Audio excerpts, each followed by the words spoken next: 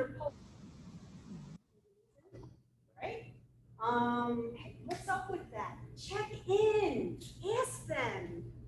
We've had so many survivors say to us that if only somebody at one point said to me, "Are you okay? Are you okay?" She said, "I know I didn't look okay. Nobody asked, so I figured it didn't matter." Check in with that friend instead of just assuming that, you know, for whatever she's blowing you off or he's blowing you off. Ask. Trust your gut. This is something everybody has. You're born with it. And I know you haven't heard this, or you have heard this many, many times before. Trust it. If it's telling you something, listen. At least let it make you stop. Stop and think. And hopefully stop, think, and check it out even further. Another thing that we hear from a lot of survivors is, "I accepted this because I didn't know what a healthy relationship was. I didn't know. So I didn't know to look for respect," right? Two people. Respect each other, both. Be honest. There's no lying. There's no tricking, right? That's what traffickers do. Trust. Be able to trust each other. Equality. You're both equal partners. Nobody has the right to tell you where you can and can't go, or who you can and can't talk to. Nobody. Open communication. Know what a healthy relationship is. And that's what you demand, right? From your friends and from somebody who you're romantically involved with. That's what you should demand, because human trafficking takes away your freedom. Human trafficking takes away your ability to make your own choice, make your own decisions. Human trafficking takes away your ability to say what you want and what you don't want. Human trafficking takes away your voice, especially when it wants to say no.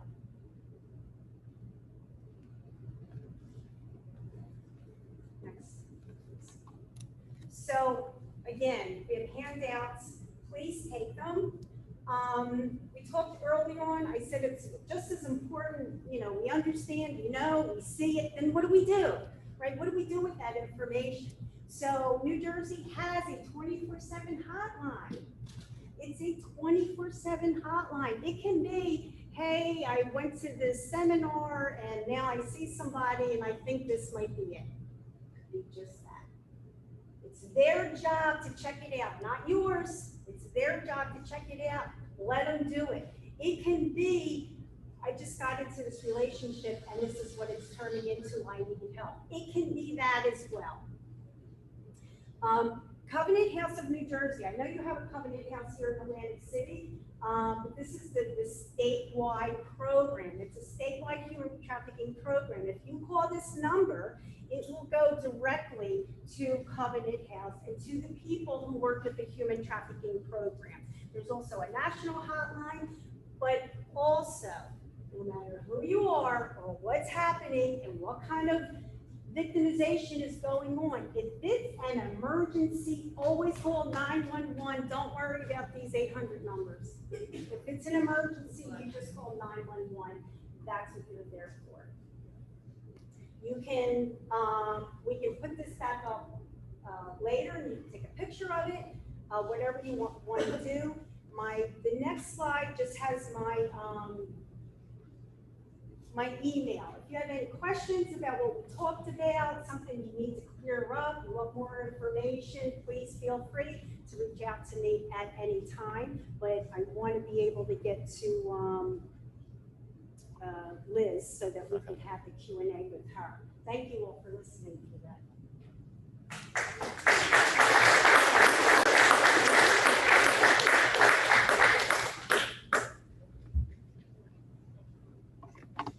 All right, right, so if anybody has any questions, come up towards the laptop just so that the microphone can pick you up and so that she can hear you.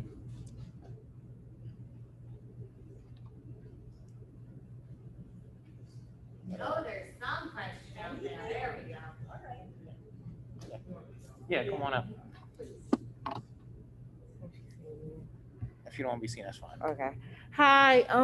What made you realize that you were like being taken advantage of? Hold on 1 second. No, I was on mute. Oh, okay. Hey, so what made me realize I was being taken advantage of is when I started to realize that the behaviors that were being exhibited weren't normal, that other people weren't probably going through the same thing. And because it stood out as weird or different, that's what made me start to ask questions.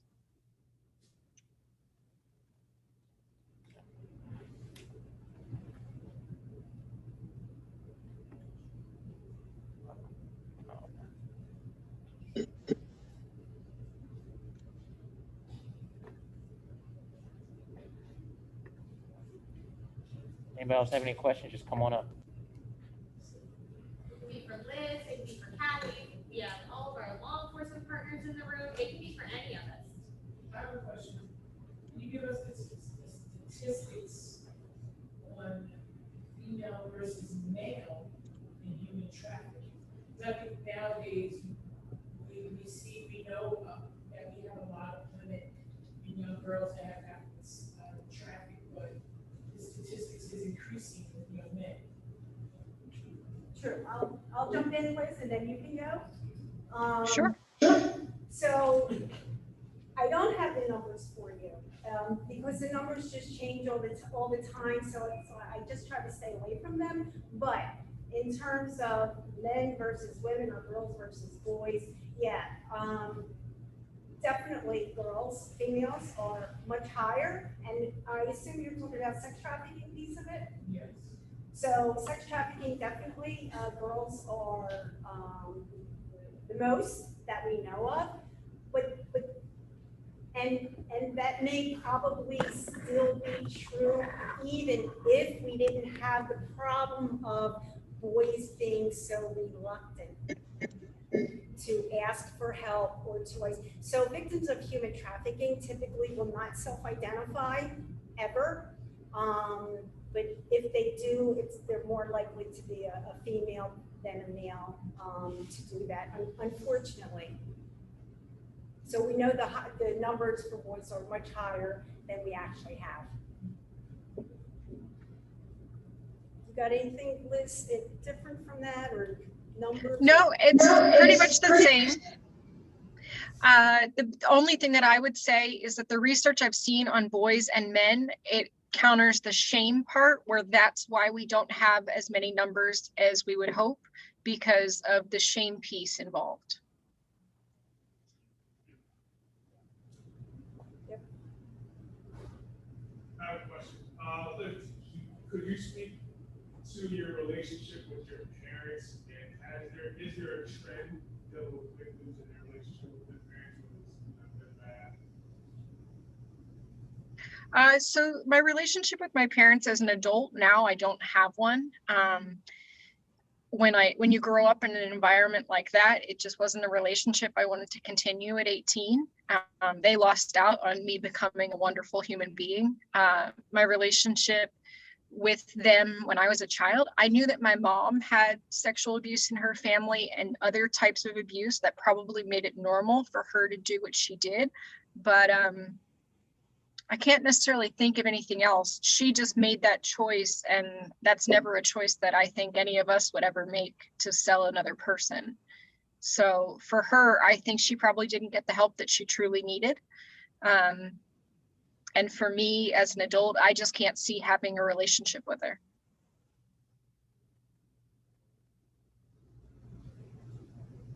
Does that answer? Yeah, I was more or less trying to think, does the parent-child relationship weigh in on forcing younger children to make those decisions? That they're feel wanted or needed, does that matter?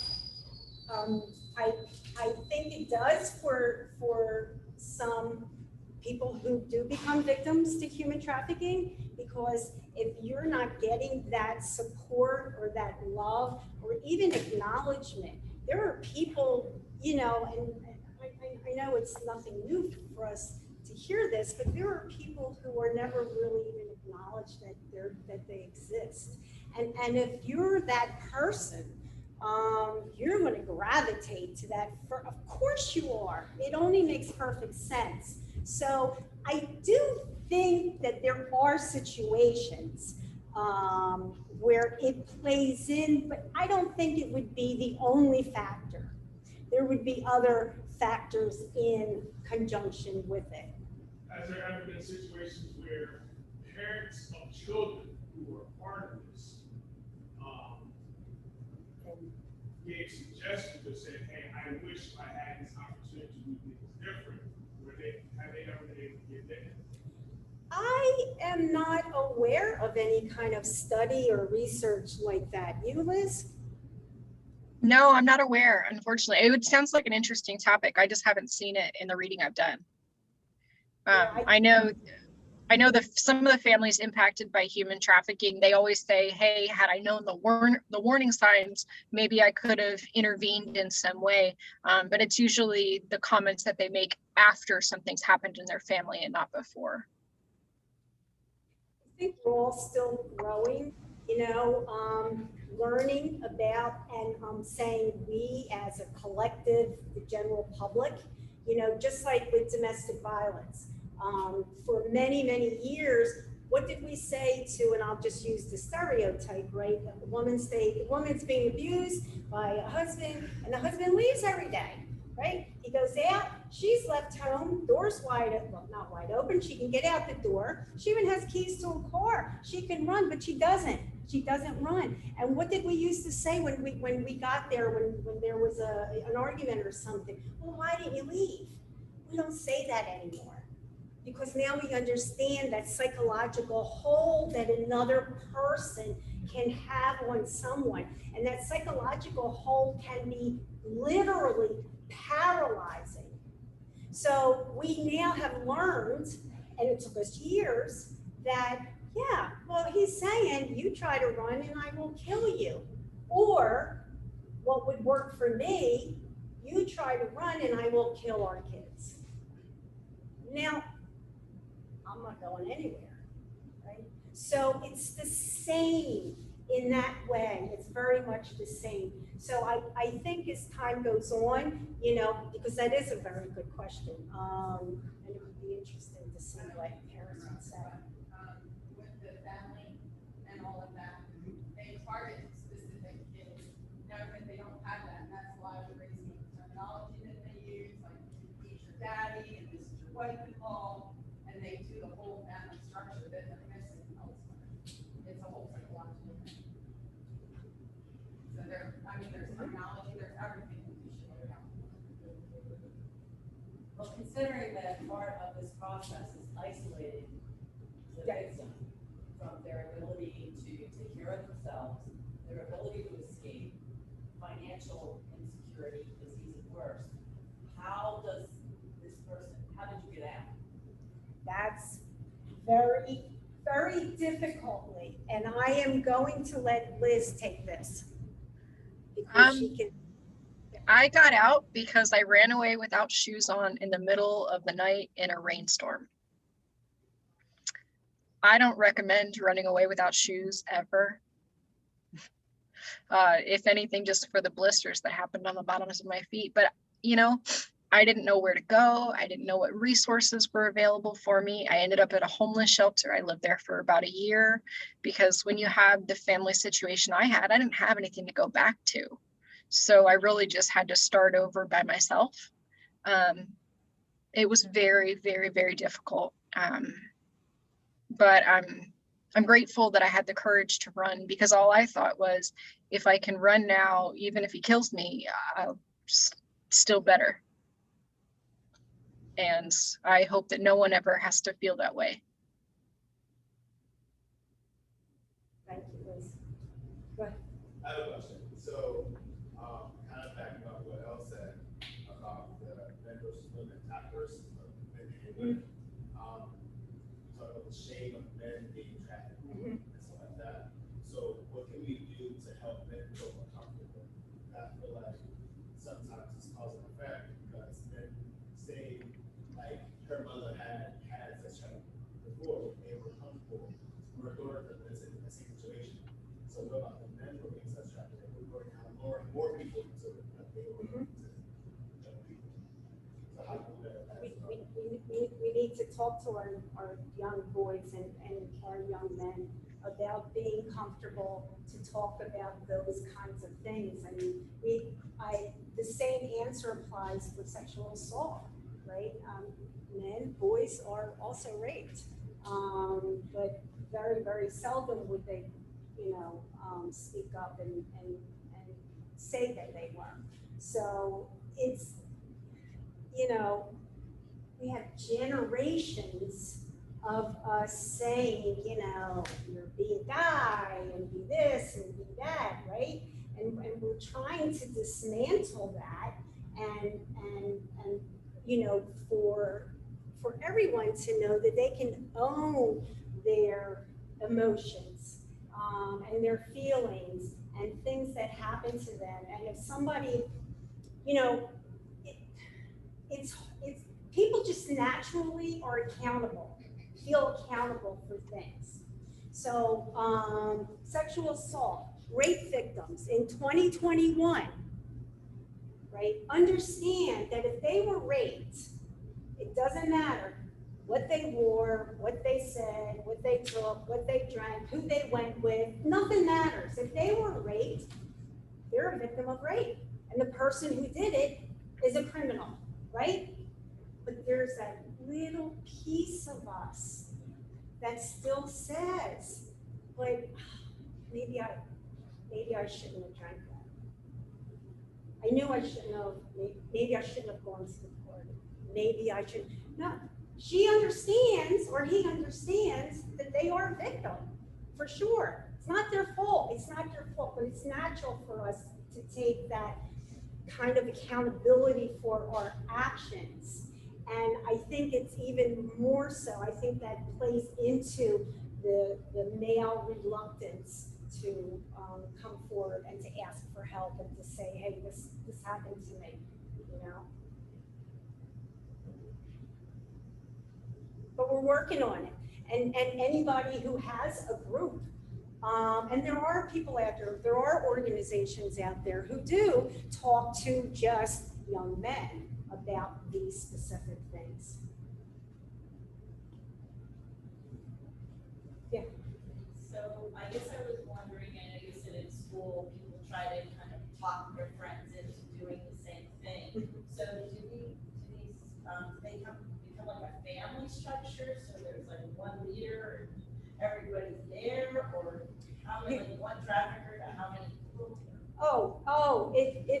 It's the whole spectrum, right, Liz? I mean, Yeah. It could be, we had a situation, or there's a mom who is an advocate for trafficking, and her daughter, before trafficking was on the books, so to speak, she met a guy, she was 13, met a guy, and he talked her up, and she, had low self-esteem and all that stuff, and he fed it, and said, hey, they don't understand you, run away with me.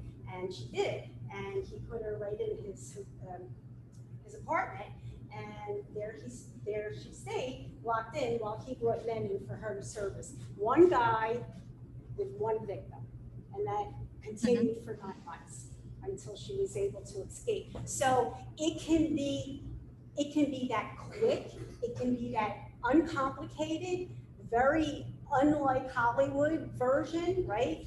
And that's simple, but it happens. Or, it can be more complicated. Gangs are definitely into human trafficking. I mean, just by the nature of being in a gang, you sort of give up your rights, kind of, as an individual, because you have to do everything within, the gang rules, right? So you have that kind of situation where you have the pimp controlled situation, and they may have several girls, or 2, or 10. It really varies. It really varies. Yeah. So the demographic of like people who get, I mean, I get into like, are like kind of trapped into like trafficking. I'm sorry, I didn't get this. What's the demographic, like who is targeted the most? Like, is it teenagers, is it like adults, is it? Oh, okay. Good question. So I guess we need to say that we're focusing on, and Liz, if you want to jump in here as well, we're going to focus on, I guess, sex trafficking, right?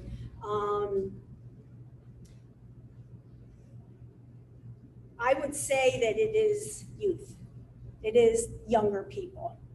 But I'm almost tempted to say that it might be 50-50, because we know we've heard from some traffickers who were, was pimping out women. He didn't want to use kids because he knew that would bring more attention to him, and it would be more difficult to control, and so forth and so on. So, here's the deal. We have numbers, but we just can't be so sure about the numbers, because people just don't self-identify, or they don't want to be counted, so to speak, right? We have victims who want to be recovered, but they never want to go to law enforcement. So we can't get a good feel of the true numbers that are out there. But the reality is it's way much bigger than the numbers show, especially for young people. Yeah. And again, I just want to real fast, because I don't know if I said this before. This isn't about making you afraid. It's not. It's about giving you the tools and the information that you need, right? Go ahead, Liz. Did you want to? Nope. You covered it all for me. I have some questions for the teenagers here, right? So I just have a few questions for you guys. So we're all partnering together, and we're all trying to make sure that you guys have what you need, and you're aware of things, and you have resources, right? So that's what's important to us. So Kathy's point, we don't want to scare anybody, but we want you to be aware, and we want you to know what dangers exist and how you can keep yourself safe and your friends and all of that good stuff. So show of hands, how many of you have heard of human trafficking prior to tonight? Okay, so where do you get most of your information? Sorry. Where do you get most of your information about human trafficking from? Internet. So what made you look it up on the internet? Okay, so we're trying to figure out how to best get this information out there. We're trying to figure out what you guys need and what you want to know about and how you want to hear it, because you guys should all have a say in that, right? And we don't want you to think that this is one and done, right? That we think that this 1 hour together is going to give you everything that you need, and make you feel comfortable about it. We want to know if you know of different topics to talk about in regard to human trafficking. If you want to have more of these kind of sessions, if you want to have, like a round table where people can just talk and share, because there are a lot of situations I'm sure that you see often that you may think, I don't know, something doesn't seem right there, right? Give us your feedback. We're all open, right? You have all of us here, our undivided attention. So other than the internet, where do you talk about it? Where have you heard? Where does the information come from? Did you hear it in school? Yeah. Who in school talks to you about it? Yeah, like assembly or something. Say that. Yeah, like assembly or something like where we had those like these like people came and spoke about it. That's awesome. And then some things you remembered it, right? I said school. School. My health team. Health teacher, that's a good one. I didn't have I'm just updating myself. I didn't have human trafficking when I was in school. We didn't talk about it. We didn't talk about it at all. We struggle to talk about it locally in this area, right? So I'm a local girl, and growing up here, and even starting to work in this area, we didn't talk about it. And we know, right, that this isn't anything new. No. It's been happening forever. What other resources do you guys want, right? If you think you know someone who fits into some of the signs, right? Would you be comfortable talking to them about it? Who would you refer them to? How should we put that information out there for kids and teenagers your age that don't have the opportunity of the Boys and Girls Club and to see presentations and get this information and ask questions? You guys gotta help us out. You guys were that quiet. Anyone be shouting? I know. When dinner was served, everybody was chatting. So I'm gonna ask these questions next time we do this over dinner. What would you think about starting a club at school, in your school? A lot of schools do it, a lot of kids do it. Middle school even, they start. And it's all about sharing information, you know, doing a poster campaign. I mean, we have tons of posters. We can actually help supply you with that information, with those materials. And you would be helping your fellow students get this information because not everybody can be here. And we can't be everywhere as much as we try to. So, I guess my question to everyone, and just to ask you guys for your input, why is it hard for you guys to talk about hard stuff? That's what I was about to say. Why is it difficult to have this conversation? What makes it unnatural, or what makes it so uncomfortable that you can't talk about it?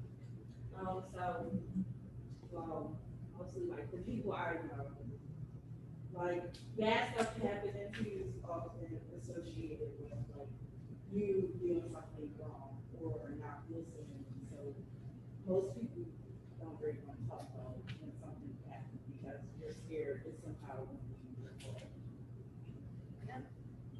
Well, how many of you guys have a best friend? How many of y'all have close friends? Close family, cousins?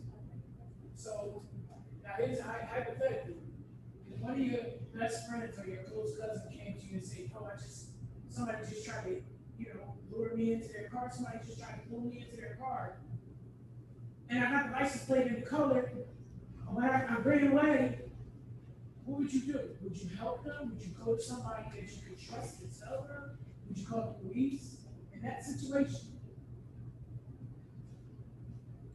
Anybody? Ashik, what would you do? That's because you're laughing, Ashik, to put yourself on the spot. So what would you do, Ashik? It's always the one that gets called on. God forbid a family member or close friend, something happens.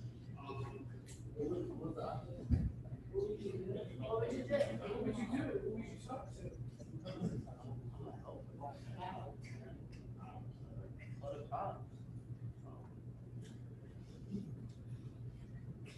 I think when we started working with Kathy, the hardest thing for me to hear as a person, as a woman, as a mom, and all those different pieces was that it was happening to youth that were entering into a relationship that they thought was going to be a positive thing, and then were afraid to get out. And knowing that it wasn't the dragging someone down the street and into a car, and knowing that it started with a normal conversation, and knowing that it was with someone that you think is a good person, and then turned into that, is what scared me the most. And while to Kathy's point, we don't want it to be scary, I really, really hope that you leave here today, and if something's on your mind, you reach out to one of us or someone.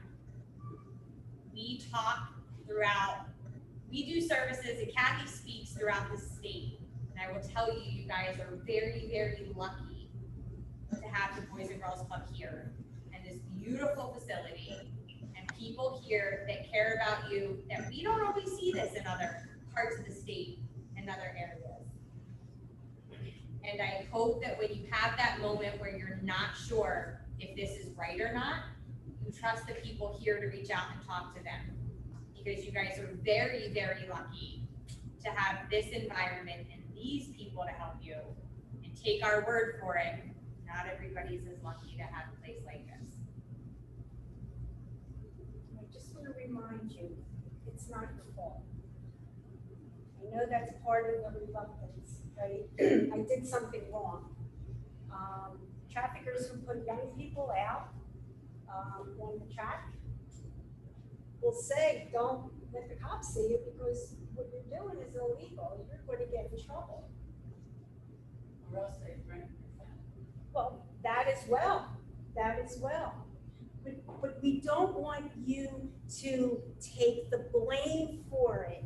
Even if you just thought it was a nice guy and you wanted to be with him, right? You wanted to go with him. You wanted a relationship with him and you willingly went. That doesn't mean it's your fault. Being trafficked by someone is not your fault. They're the abuser, and always ask for help. You know, it's important to take these conversations serious because one of my closely, well, I'm in a fraternity and my sister's sorority, one of my close friends in that sorority had her cousin taken, and they found her on the side of the road dead. That's a very real reality for a lot, all of you guys. That could be you, that could be your cousin, your baby sister, your older sister, it could be anybody. So I know that it's hard at your age to take these conversations serious, but it's important that you take these conversations serious because if it ends up being you, what are you gonna do? Who are you gonna reach out to? What are the resources that you have at your disposal? Because for a lot of you, your resources are probably limited. Outside of this building, your resources are probably limited because of the environment that you live in, because of the city that you live in, because of where you're at. And people are invested in making sure that you guys have everything that you need. Have people to talk to, have people to come to and say that, hey, this is happening at home. Hey, my sister is lost. So I know that it's a cool thing to not engage and not be locked into what these people are talking about, but it's important.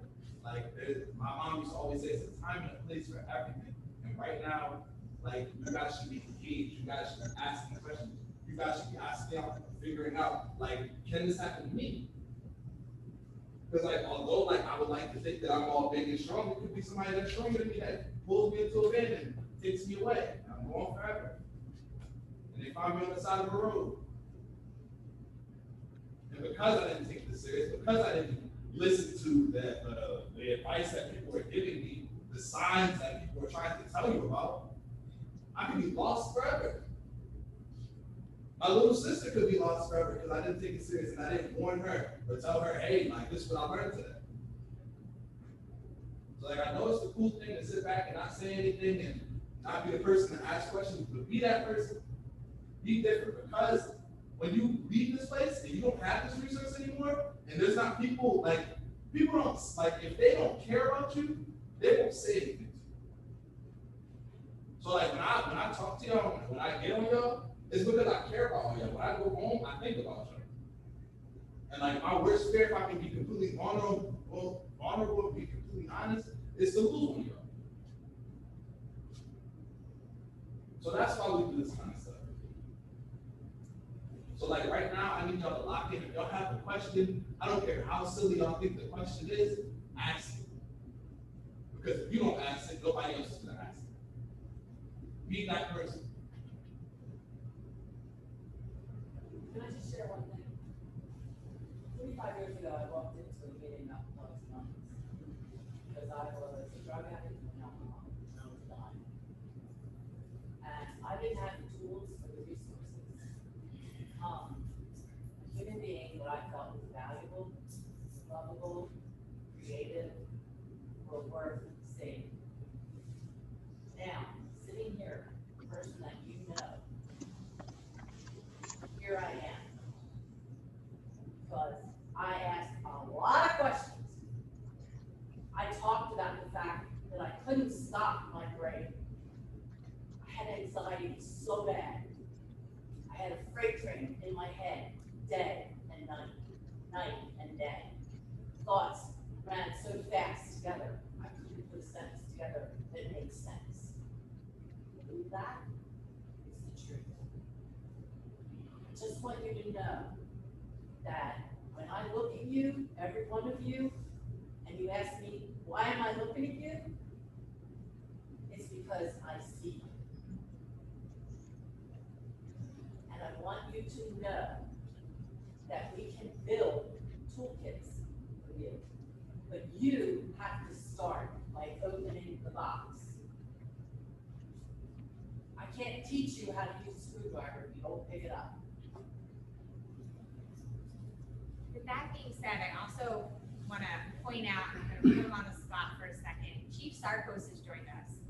It's super important that you guys recognize that the police department that keeps you safe in that city is here to support you. You can go to them with questions.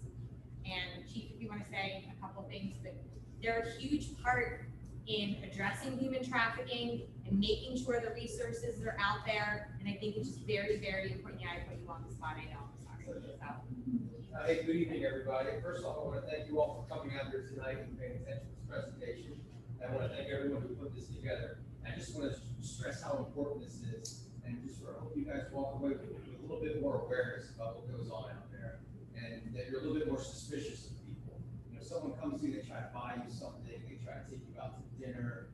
Just be suspicious, because a lot of people have bad intentions, and we see it all the time. Protecting Order from our vice unit, we always run across kids who've been trafficked, and that's kind of how it starts off. Where they'll be nice to you, they'll buy you something, and everyone knows that the bill always comes at some point in time. They're gonna try to, you know, be really nice to you and buy you things and get you used to going out to dinner and nice clothes and all that stuff. And they might ask you to take a picture naked. Then they're gonna shame you, like when you try to walk away and say, if you don't do this, I'm gonna show people this picture, I'm gonna embarrass you, I'm gonna tell your family, and they just keep taking it one step further, one step further, one step further. And so, and it could be somebody you know, it could be a stranger, it could be anybody. It could be somebody who even has an important position who tries to do this to you. So I just hope everyone just has more awareness out there, just thinks about these things, and, you know, be suspicious of people who do things like that. That's it. Thank you. thanks, Chief. You can feel free to ask the chief questions. We have the other law enforcement in the room. It's not just limited to human trafficking while we're all here. Everybody's giving me evil eyes.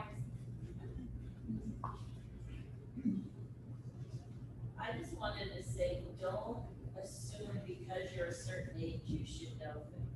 Because as an adult, there are things you think, oh, well, she's a 50, I don't know. So you might think, oh, well, you know what, I'm 14, or I'm 16, or I should know this, so this is happening, and I'm too embarrassed to tell somebody because I didn't know.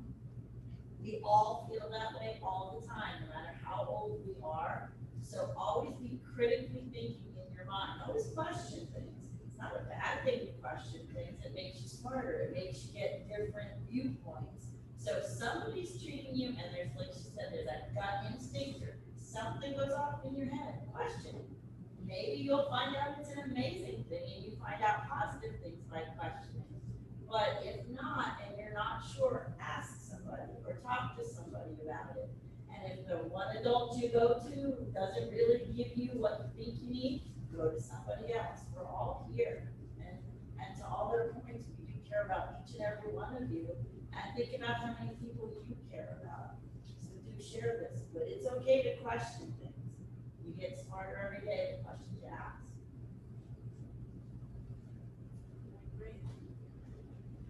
We always say, we don't know what we don't know, right? The only way to find out sometime is to raise your hand and ask that question, and not be ashamed that you don't know. I work with people who work with human trafficking programs, and there are times when I'm walking out a presentation and I'm like, yeah, you know, I'm so glad I came because I didn't realize that there was a labor piece to it. So because sex trafficking, as you might expect, gets a lot of attention in movies and in TV and, you know, books and everything else, we are going to get a lot more information. We are going to be a little bit more aware about what that is. But we would be missing a whole population of people who were being trafficked for labor if we weren't aware of that. So, yeah, can't know everything, can't, but we can try to learn as much as we can.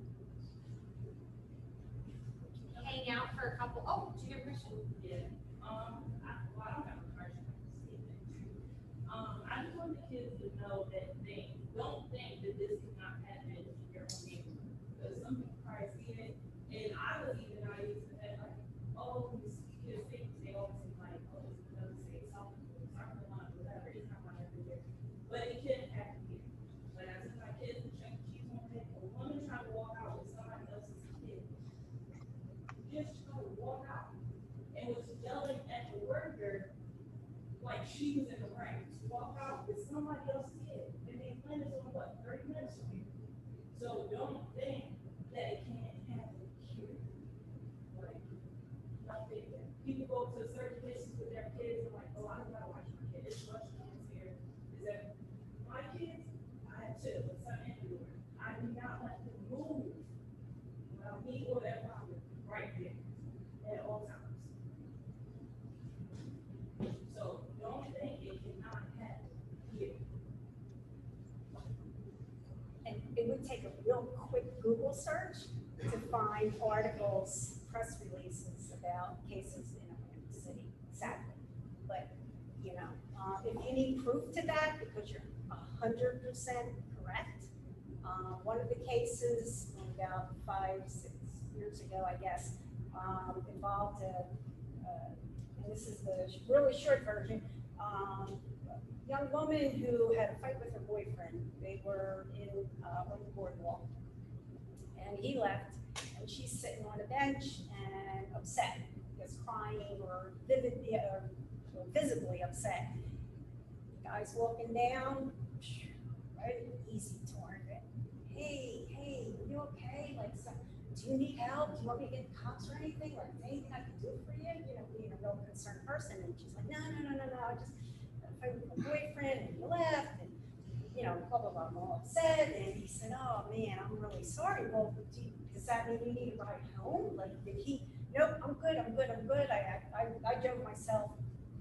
Oh, all right. Hey, you know, I don't want to pose, and I don't want to get too involved. I just feel so bad for you. Look at you. I think I just need to like let it, you know, run its course, and I just need a little bit of time. And he's like, oh, okay, well, do you want to walk a little bit? Maybe that'll help, and I'll walk with you. We can talk and whatever. And guess what? Done. He's got her. That's how it started, and that's how simple that it was.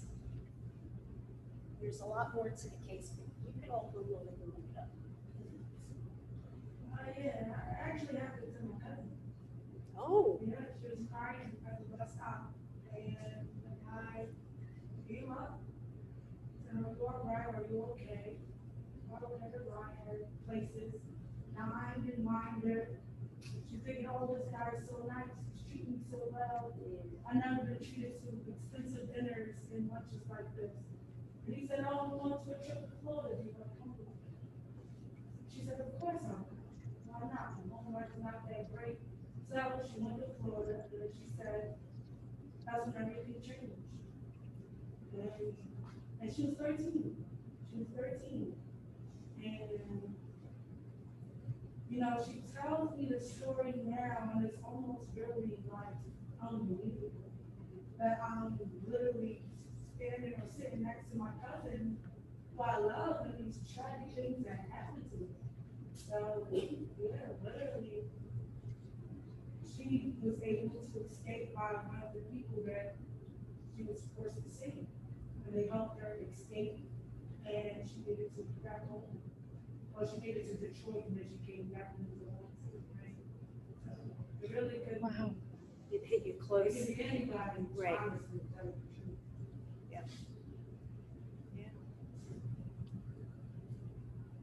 Well, I see all the faces in there. I want to say thank you to Amanda, Kathy, thank you also, Liz, for setting this up for us.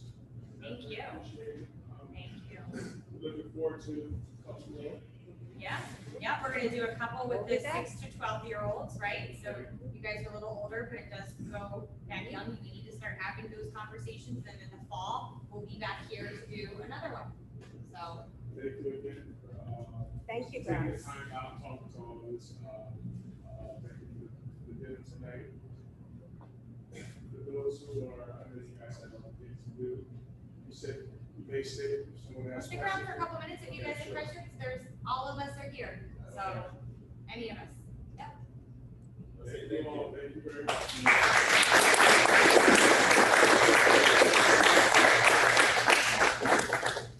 Thank you, Liz. Thank you so much. Of course, Kath. Of course. Hey, Kath, when you get me to come to New Jersey, I want to come visit the Boys and Girls Club.